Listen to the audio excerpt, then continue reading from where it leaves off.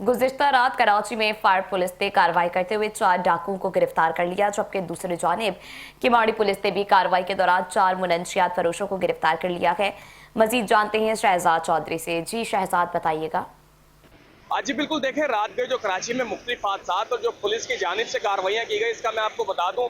Pariyar police का डाकुओं के साथ आमना सामना, जिसमें 4 डाकुओं को गिरफ्तार किया गया, जिनके पास से असला, मोबाइल और दीगर सामान बरामद करके मुकदमा दर्ज कर लिया है।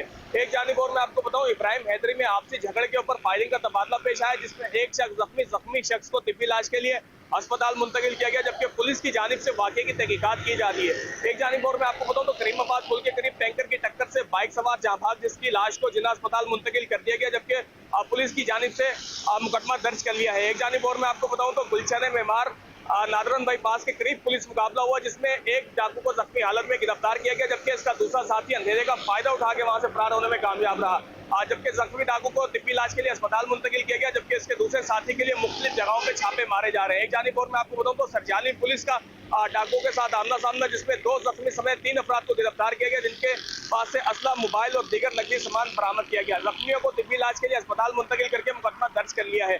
एक जानिब और मैं आपको बताऊं तो किमाड़ी पुलिस का डाकुओं के साथ आमना सामना, जिसमें 2 जख्मी समेत 4 अफराद को गिरफ्तार किया गया, जिनके पास से असला, मोबाइल, मंशियात और दीगर सामान बरामद करके मुकदमा दर्ज कर लिया है। एक जानिब और मैं आपको बताऊं तो पुराना गोली मार के करीब पुलिस मुकाबला हुआ, जिसमें 2 डाकुओं को जख्मी हालत में गिरफ्तार किया गया, जिनके पास से असला, मोबाइल, गाड़ी और दीगर नकली सामान बरामद करके मुकदमा दर्ज कर लिया है। जी।